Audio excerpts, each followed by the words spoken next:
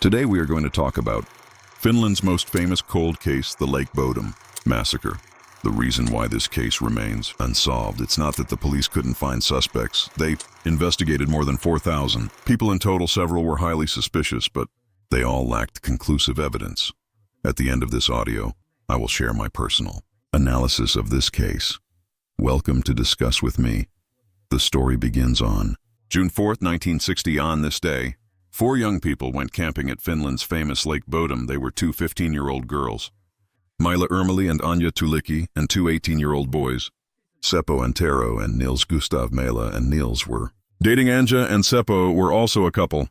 Seppo and Nils had been best friends for many years. Lake Bodom is located in southern Finland, not far from the capital Helsinki. The scenery here is beautiful. Every summer it becomes a natural playground for Finns.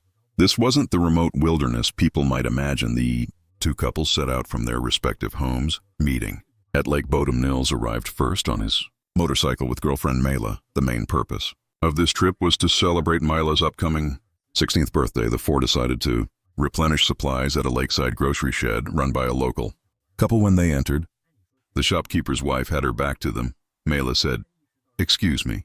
Unexpectedly, the woman turned around and aggressively asked what they wanted. Her attitude startled all 4 teenagers. They cautiously asked for some beers and sodas.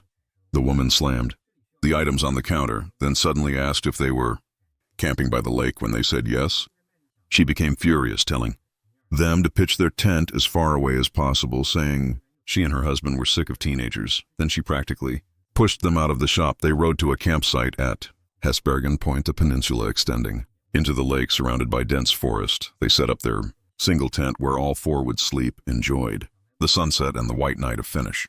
Summer went swimming in the lake before sleeping. Mila wrote in her diary about the perfect birthday trip. Sometime during the night, Mila was awakened by rustling sounds outside. The sky still had a faint white glow. She saw a huge figure outside the tent. Its eyes seemed to glow red in the darkness.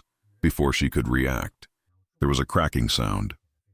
The tent pole was chopped down and the tent collapsed. Next morning at 6 a.m., 2 boys fishing across the lake saw a blond man running frantically from the campsite. Later, a father taking his son swimming discovered the horrific scene. The police found the tent collapsed and slashed. More bodies scattered around. Seppo and Anja were stabbed to death inside the tent. Mila and Nils were outside, suggesting they tried to escape. Mila had been stabbed 15 times in the back with many wounds inflicted after death. Nils lay nearby, his face beaten beyond recognition. Miraculously, Nils was still alive and was rushed to the hospital. Police ruled out personal vendetta. Suspected robbery as some wallets and watches were missing, but the killer also took motorcycle, keys, and Nils's jacket, worthless items. In the forest 500 meters away, they found Nils' shoes hidden under leaves.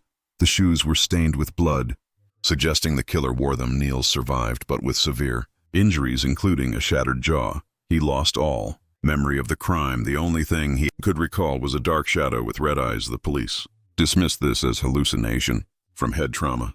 The fishing boy's description led to a police sketch of a blond man. Many tips came in, most notably about Hans Assman. He appeared at a hospital 20 kilometers away, covered in dirt with possible bloodstains, but he had a solid alibi with multiple witnesses. Years later, a funeral photo surfaced showing a man strikingly similar to the sketch, but his identity remains unknown. In 2004, prosecutors charged Nils Gustafsson, the sole survivor. Their evidence included witnesses hearing arguments between 2 young men that night, Mila's excessive post-mortem injuries suggesting personal rage, Nils's shoes found far from camp with only the victim's blood on them.